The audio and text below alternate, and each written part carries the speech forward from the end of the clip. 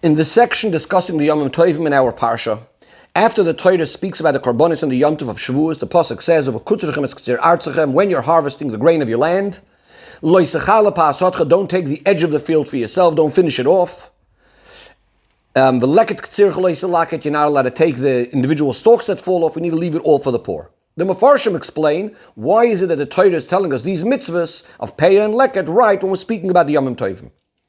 So the Even Ezra explains the reason why it's being mentioned over here a second time, because in fact these mitzvahs were mentioned already in the previous Parsha, in Parshas Kedoshim, is because since Shavuos is the time for the harvest of the wheat, the Torah is telling us, don't forget what I commanded you to do when you are harvesting your grain.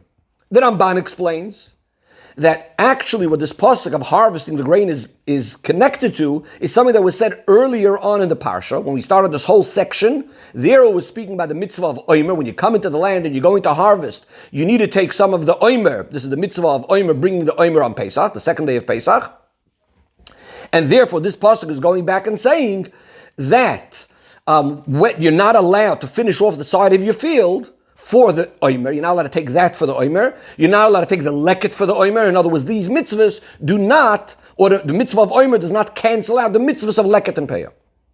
Something similar to this, some of the other Mefarshim say that the Torah is coming to caution us that even a field from which you brought the Omer still is obligated in Peah and Leket, because you could have thought that since you already gave away the beginning of this field to Hashem, you made it a korban, you brought the Omer, so you might not be obligated in doing Peah and Leket. So the Torah is warning us, no, you still have to give Peah and Leket. Based on this, we need to understand why Rashi brings a totally different drasha from Torah's Koyanim. He says, Amar Rabbi Avardimas, Rabbi Yosi, why is it that the Torah is putting these mitzvahs right in between the Yom Tovim? Pesach and Atzeres, Pesach and Shavuos on the one side, Rosh Hashanah and Yom Kippur and Sukkot on the other side. It's to teach you that when you give Leket, Shikha, and pay it to the poor person, the Eibishter considers it as if you built a Beis HaMikdash and you brought all of the Korbanos inside of it. So the question is, why is Rashi bringing, as an answer to our question of why the mitzvahs are over here, this drasha in Agadah from Torah's Koyanim, why doesn't he explain it more simply according to these other answers from the other Mefarshim? Now, the fact that Rashi doesn't want to accept in Pshuta Shel Mikra the answer of the Ramban and some of the other Mefarshim, which again was that it's in connection to the mitzvah of the Omer, so this we could understand, because if that's the case, these mitzvahs over here about harvesting the grain and leaving the Leket and Peah for the poor person should have said back then when we were discussing the Omer, rather than leaving it now till after Shavuos. But the explanation of the Even Ezra, which again was that since it's the season of harvesting the wheat, it's a good time to remind us to do these mitzvahs. Seemingly, this could have been a very simple answer in Pshuta Shel Mikra. In order to understand this, the Rebbe says we're going to have a look at some other diyukim in Rashi.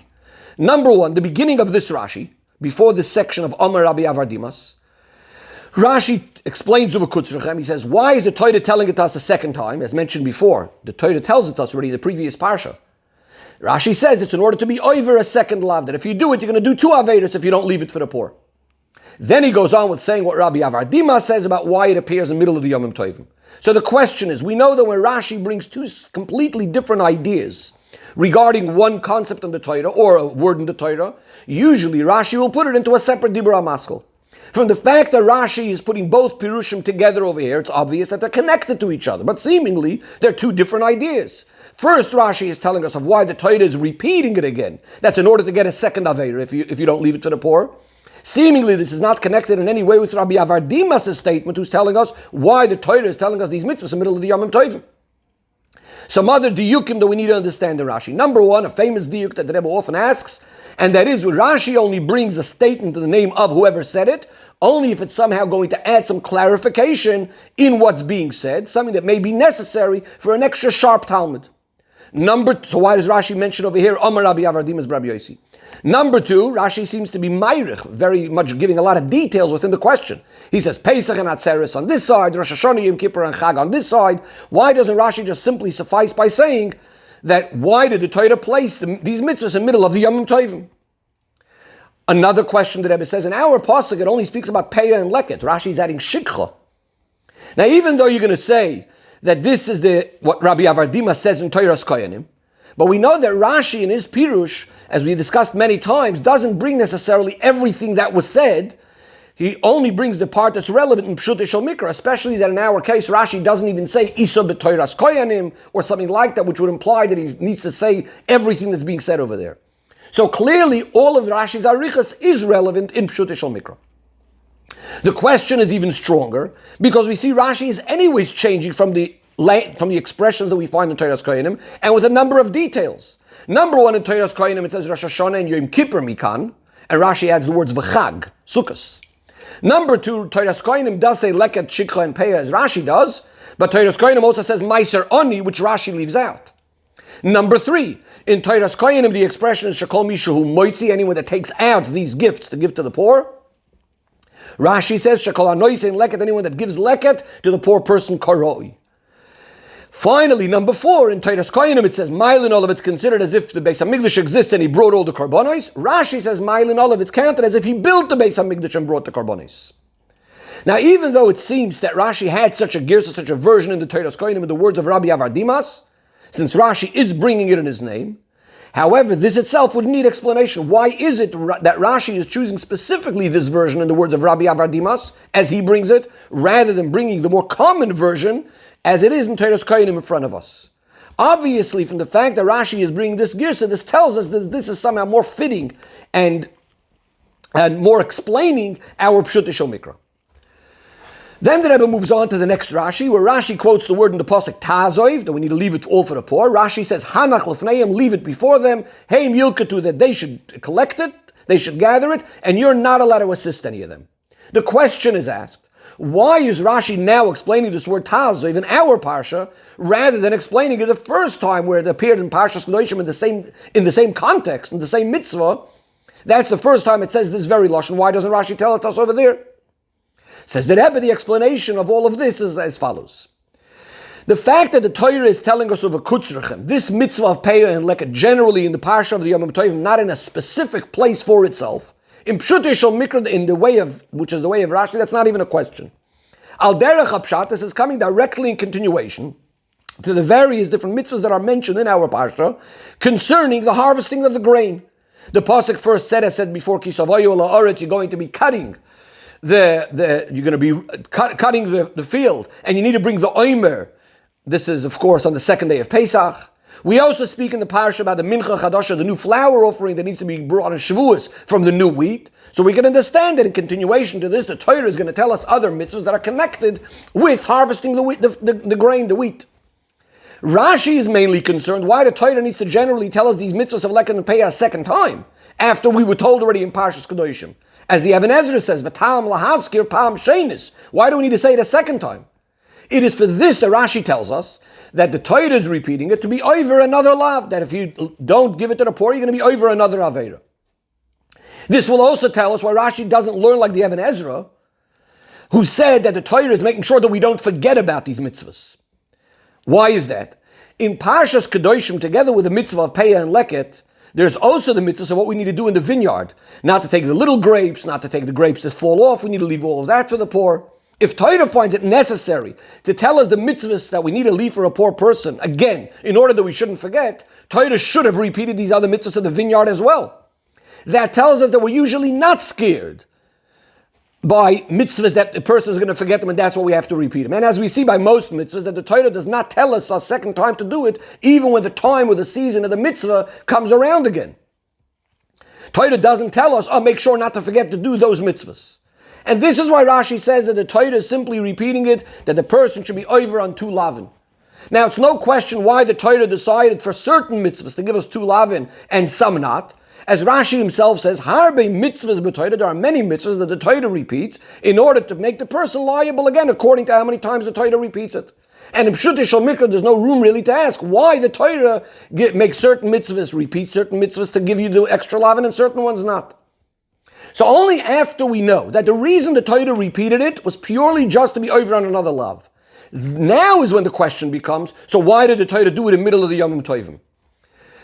And specifically the question is, as the way Rashi puts it, that there's Pesach and Atzeres, Pesach and Shavuos on the one side, Rosh Hashanah and Yom Kippur and Sukkot on the other side. The Rebbe explains. Had the mitzvah of a Kutzrechem been over here, a new mitzvah of Peah and Leket, had we not known about it from the Torah before, we wouldn't have a question why Peah and Leket appear right over here. Because, in other words, it's a new mitzvah, it's a new loisas, and we understand why the Torah would tell it us over here. That is, because we're speaking, as we said before, dinim concerning the harvest of the field, we shouldn't think that by doing the few mitzvahs the Torah says, again, the Omer and the Mincha of Shavuos, don't think with this you finish the mitzvahs of harvesting the field, and therefore you can now finish off cutting and taking all of the grain. Basically, now you can take everything for yourself. This is something similar to what some of the Mefarshim said originally in the beginning of the Sicha.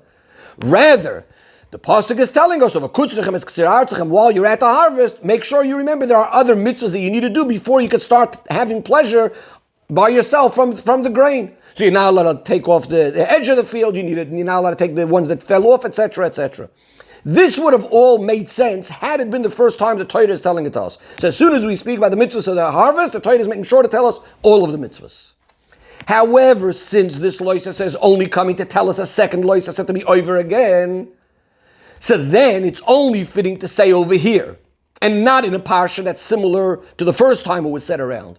If it somehow would have been connected to the whole content of what we're talking about. In other words, you have to be warned you have to be warned over here.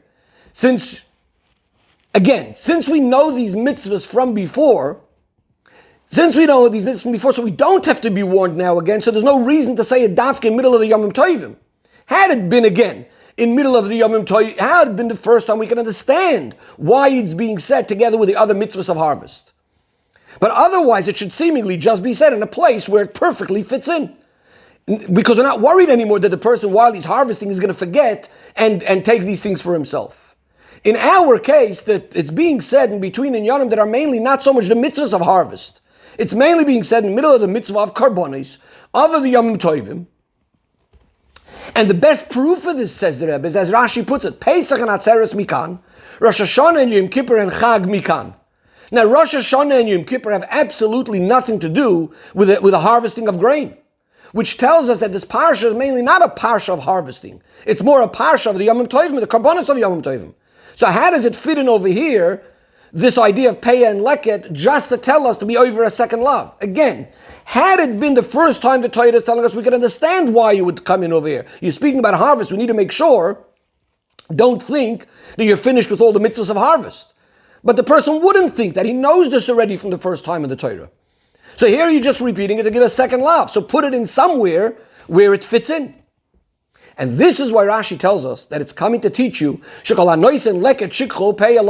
properly. It's as if you build a Beis Hamikdash and you brought the karbonis. What does this mean? The connection, the comparison of these gifts to the poor to karbonis is understood. Just like karbonis, we know the pasuk says Adam ki yakriv mikem, and we're told that it has to be something that belongs to you. It cannot be something stolen. And that is, you're offering up something that's your own. You're giving it to the Mizbeach, you're giving it to the Kohen according to the order of Hashem. In exactly the same way as at Matnas Aniyim, where you're fulfilling the mitzvah of Hashem to give of your grain to the poor people. You're giving away of your own possessions to the poor people according to the order, the command of Hashem. Now, even though this would be true every time you give tzedakah, nevertheless, there's something unique by these matones, by these gifts of leket, shikha, and peah. What is that? By regular tzedakah, it's possible that the money you're giving, it's possible that you got it without any effort whatsoever. Maybe it was an easy business deal. Maybe you got it as an inheritance. Maybe you found it or some other way. It's only that we say that since this is money that you could have used for the sustenance of your life, to keep yourself alive, so obviously it's considered as if you gave away your life and so on and so forth. Whereas when it comes to the grain that you're giving for Peah and Leket, this is something that came with your effort, with plowing and sowing. Then there had to be the reaping. As the pasuk says, with the sweat of your brow you're going to eat the bread. And this is why this drasha of Rabbi Aradimas and Toras Koyanim, Mailin Olav Kilu Beis Hamikdash Kayim Hu Makriv Karbonos L'Soichoi, is mainly connected to these mitzvahs of Leket, Shikha, Peah, and Ma'aser, and not just to regular tzedakah. Rashi comes to add even a further point, to emphasize something even more. And that is that this effort that you're having with the grain of the land, and that you're giving it away to the poor person, and that's again, even before you took any of it for yourself, and then of course after you take for yourself, you give truma and meiser, etc., and then you have pleasure from it through the bread that you receive or whatever else it is. From your Tvua. So this is, Rashi says, as if you were, it's not only makar of karbonis. Rashi adds, kilu bana beis hamikdash, as if you build a beis hamikdash. Why is that? Because here, we're speaking about the effort that you put in. Rashi says it's similar to the effort that you're putting in and working and building the beis hamikdash even before you bring the karbonis over there. And the Rebbe is going to explain a little bit more what this idea of building the beis hamikdash before bringing the karbonis. The Rebbe explains, when we compare building the Beis, it's as if the Beis HaMikdash exists, or you build the Beis HaMikdash, and you brought karbonis. There's really two ideas. Number one is that in fact you're giving something away of your own. The Eibishter told you to give something away, something that you could have used for your own life, and you're giving it away. Furthermore, as we said, you worked hard for it, you put in a lot of effort, a lot of energy into it, etc., etc. That's all one aspect. Number two is the fact that you're giving it away because Hashem said you're giving it now to a poor person. Again, the first thing is that you gave something away of your own, and the second thing is the fact that it's now coming to the poor person. The difference between these two will be, if the main emphasis is how precious it is that you're taking something of your own, something that's connected to your life, if that's the case, then it's not so relevant and so important how exactly the poor person got it. The bottom line is that you gave it away. If, however, the emphasis is about giving it to the poor person, then of course, it's also going to be very relevant how it was given, that it was given in the most perfect way. Says the Rebbe, this is going to be the difference between the way Rabbi Avardima says it, how it appears in Toras Kohanim, and what Rashi brings. In Toras Kohanim, the main thing that we're discussing over here, the comparison of these gifts to karbonos, is more going to be about that you're taking away from your stuff, from your own things, and giving it away. How does the Toras Kohanim use the expression? Moitzi, you're taking it away, it's leaving you. And therefore, the Toras Kohanim, we said the Pasuk only says, leket and peya. What does the Toras Kohanim add? Shikha and maisarani. Because in the fact that you're giving it away, these things are completely exactly the same to leket and peya. It's now going to be leaving your possession, those sorts of grains that came through your hard work, through your effort. On the other hand, Rashi, we said, doesn't say the word moitzi. Rashi says you're giving it to the poor person, kara'ui. And what does Rashi say? Rashi doesn't say maisarani, but to the words of leket and peya in the pasuk, Rashi just says shikha. Because only shikha, according to Rashi, the way Rashi is looking at it, if the main point is the poor person, only shikha is going to be the one that's more similar to leket and peya rather than maisarani. Only that's going to be the one that's given properly, so to speak, more than maisarani. Why is that? Says the Rebbe, there's a certain comparison, a certain thing that's the same in leket, shikha, and peya. And that is not only the fact that you're giving something away that you really is connected to your very life, but also that it's being given in the most perfect way in the sense that the giver, the one giving, doesn't have what's called toivas hanoi, doesn't even get the benefit of gratitude, of being able to give it to whoever he wants and therefore getting a thank you, so to speak. That's called nois and karoi. That's what Rashi means, giving it properly. He can't give it to his own servants, to his own maidservants, to people that are close to him, to poor people that are close to him. Rashi doesn't say meiser ani, because in meiser ani clearly you could have toivas hanoi. Meiser ani, in fact, you could give it to people that you choose to give it to, those that are related to you, that are close to you, etc., etc. So in other words, it's specifically these three that Rashi chose, leket, shikha, and peya, that have that common denominator, that the person giving it away doesn't have any say in the matter even. It's completely the poor person's. So he doesn't even get the benefit of getting the thank you for giving it to that person, etc. Or the pleasure of being able to give it to whoever he wants, rather. Mehai time, it says the Rebbe, this is also the reason why it's more appropriate to say kilu bona beis hamikdash, not only as if the beis hamikdash is there and karbonos are being brought, because the building is coming through an effort. Who's going to have the benefit? This is going to be a benefit that all Yidden are going to have equally. It's not like just the Beis HaMikdash is built and now you could bring your personal karbonos, which is like, again, like your personal benefit. No, it's like building the Beis HaMikdash, which is nothing personal to you. All Yidden are going to benefit from it equally. Now the question becomes, what about the mitzvahs of the vineyard?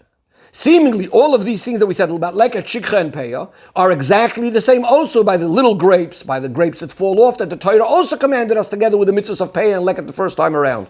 So why doesn't Rabbi Avardimas also add the mitzvahs of oilulois and peret? And again, even though it doesn't say it in our pasuk, but he mentions shikha that also doesn't say in our pasuk. This is why Rashi, in his question, when he says Rabbi Avardimas, he says, why is it that the Torah put We said Pesach and Shavuos on the one side, and then he says Rosh Hashanah v'Yom Kippurim, and he adds Chag, Sukkos, on the other side, which didn't say in the original words the way we have it from Rabbi Avardimas. This is to emphasize that we're actually speaking about the time of the year which is way before Sukkos. Because again, Pesach and Shavuos on the one side, and then there's going to be Rosh Hashanah, Yom Kippur, and Sukkos. So we're dealing with a time before the time that all the produce of the land is gathered, which is on Sukkos. And therefore, it is appropriate to mention Shikha, which is at the time when you're harvesting the fields, but not the mitzvahs that are to do with the vineyard, the oilolos and the peret, which their time is going to be much later. That's going to be in the time of Sukkos. The Rebbe says this actually adds even more explanation why it is that Rashi is bringing that girsa that leaves out Meiser Ani. That's in addition to what we said before, because also Meiser Ani, even of the grain of the land, but it's usually going to be together with giving the Meiser of Yikvecha, of the wine press, which is again going to be in Zman HaOsif, in the time after you gathered all the fruit into the house, which is, as we said, that's going to be Sukkot time. Says the Rebbe, this is another explanation why Meiser Ani is not completely similar to Leket, Shikha, and Peah. There's another idea as well, which we said that Leket, Shikha, and Peah, it's considered as if you build a Beis HaMikdash and brought all the Karbanis, etc. And that is because Meiser Ani is not even given every year as Leket is given every year. Meiser Ani is given once in 3 years. Therefore, it doesn't really express to the same extent that you're giving away Chayes Nafshe, you're giving away all of your earnings as in these other mitzvahs.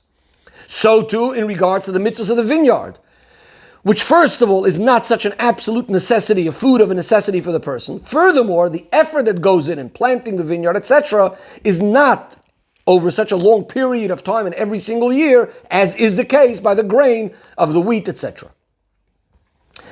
It's in continuation that to this, the Rashi now goes on and explains the word tazoiv. You should leave them for the poor people. Hanach lefneim, leave them before them. They'll collect it, and you're not allowed to assist any of them. And the Rebbe explains, the first time around when the Torah says the mitzvah of these mitzvahs of Leket and Peah, etc., in Parshas Kedoshim, so the pasuk says La'ani v'lager tazev oisam. Rashi doesn't need to explain anything at all because it's understood. Obviously, the Torah is telling us what the mitzvahs of Leket and Peah are. That is, don't finish off the side of the field, don't collect the pieces that fell down. Rather, La'ani v'lager tazev oisam, leave them for the poor and the ger. The word tazev means simply, there's nothing to explain.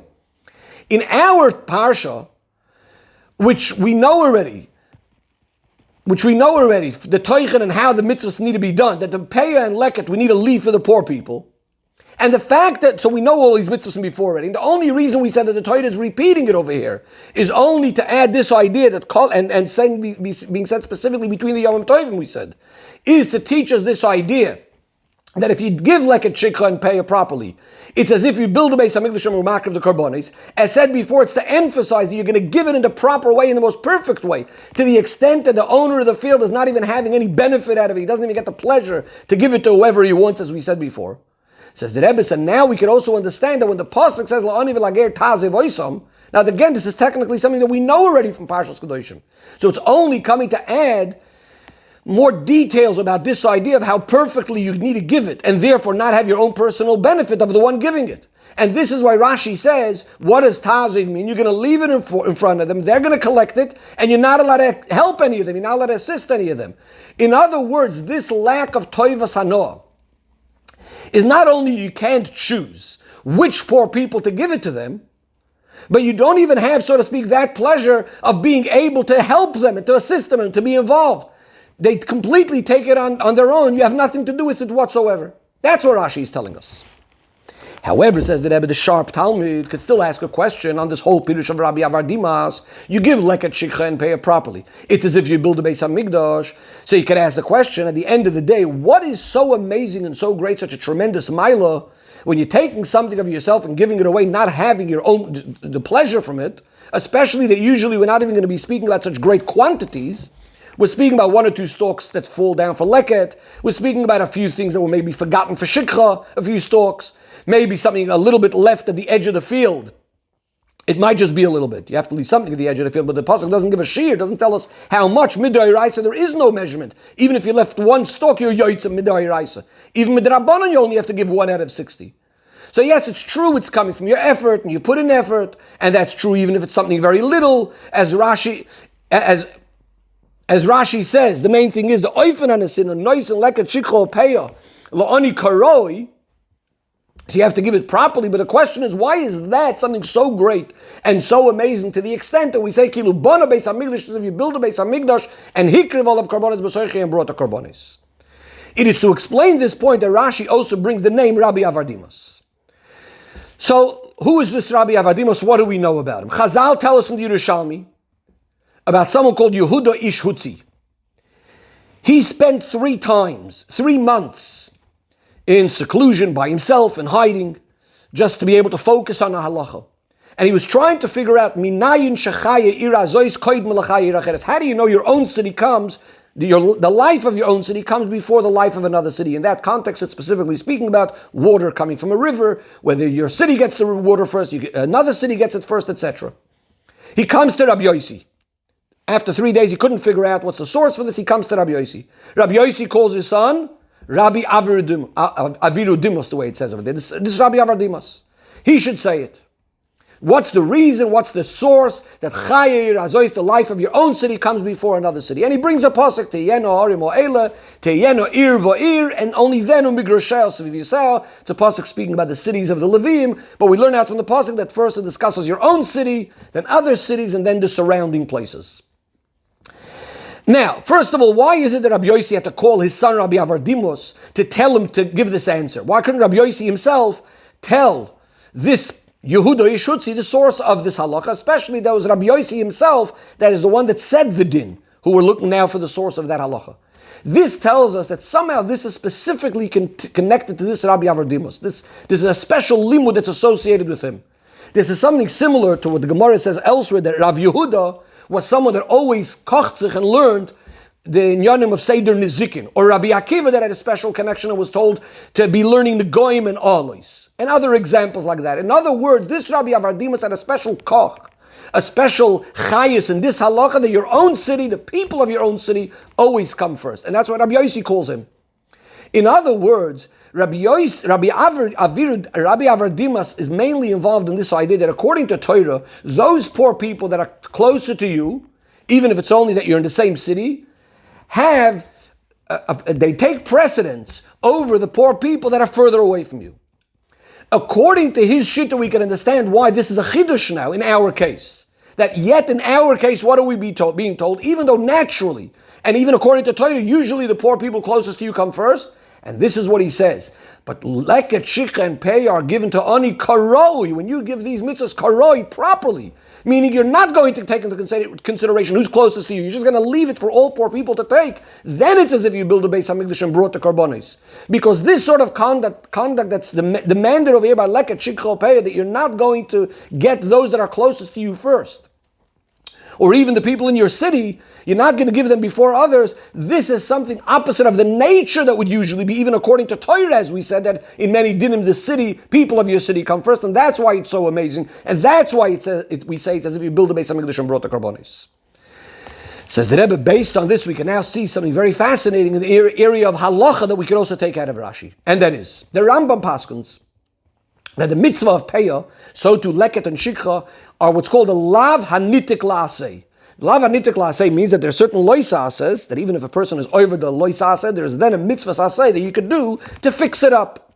So the Rambam paskins that if you went ahead and you harvested all of the grain in the field, you didn't leave over any Peah attached, you could still then go ahead, take some of what you cut, and give it to the poor person, because giving it to them is a mitzvah aseh, as the pasuk says, la'oni v'lager tazev oisam. By the way, we explained Rashi in Pshuta Shel Mikra comes out that no, this is not a mitzvah saseh now that's going to come and fix up the lois aseh. It's not a lav hanitik la'aseh. The pasuk of La'ani is not coming to tell us a new mitzvah which is going to fix the lois aseh by giving it now to the poor person. And the Rebbe explains, when it said La'ani v'lager tazev oisem the first time around in Parshas Kedoshim, that was just describing how you do the lois aseh. It tells us don't cut off the edges of the field. What does it mean, don't cut off the edge of the field? You can't cut it. You need to leave it for the poor people. So that one is definitely not a new mitzvah saseh. When it comes in our parsha, it says, La'ani v'lager tazev oisam. If anything, it's coming to add the other way around. That it has nothing to do with you, the owner. You're not going to have any benefit at all. As we said, it's coming to tell us, it's negating the idea that you have even the pleasure of giving it. So it's not coming to tell us an aseh that you should give it. To put it slightly in a different way, when we're giving the la'oni v'lageir, that is being given, what the pasuk says by leket and pay in a way of taz of oisim, you should leave it to them, that they should take it by themselves and you don't even have the benefit of giving it to them, is not just a side point, a technical thing of how this mitzvah is done, leket, shikha, and payah. Rather, that is the gedder, that is the essence of what the very mitzvah is. The definition of the mitzvah is not only that you are going to give them leket, shikha, and payah from what belongs to you, as the Torah Kohen and puts it moitzi, you're going to give it away. But the point is that you're giving it to them karo, you're giving it to them in the proper way, which, as we said, is that you're just leaving it to them and you're not involved in any way whatsoever.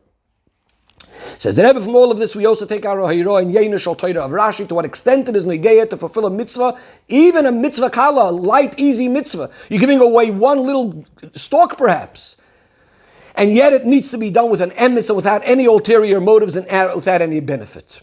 Another thing the Rebbe says, on the other hand, to what extent it's negeya your own iskafia, to bend your Yetzirah, to the extent, as we say, by the famous mitzvah of kisireh chamor senach, if you see the donkey of your enemy under its load, etc., as the Rambam explains that this is specifically an enemy even more than a friend, and before your friend, because you need to bend your Yetzirah. To such an extent that here you're going to be mekayim the mitzvah of leket, and these mitzvahs exactly opposite of what you usually, not only your nature, but even the way Torah usually says is the natural way, that by regular tzedakah, the poor people that are closest to you come first. And yet you're acting in this way when Torah tells you need to bend your Yetzirah, and you're not going to be giving and having the benefit of giving those that are closest to you first. And because of this, it's so great that Mailin, all of it's counted as if you build a Beis HaMikdash and brought all the karbonis inside of it. Says the Rebbe, when we work on this idea of l'shanois midos of ativim, to change our natural midos, or even furthermore, as Chassidus explains, l'shanois tivius midos, of to change the very nature of the midos. From this we have Mailin Olav Ki'ilu. It's counted as if you have the Binyan Beis HaMikdash Kipshutoi, and we will bring all the karbonis k'mitzvahs to Tzeinecha in the third Beis HaMikdash Yibane b'meher of Yameinu Mamash.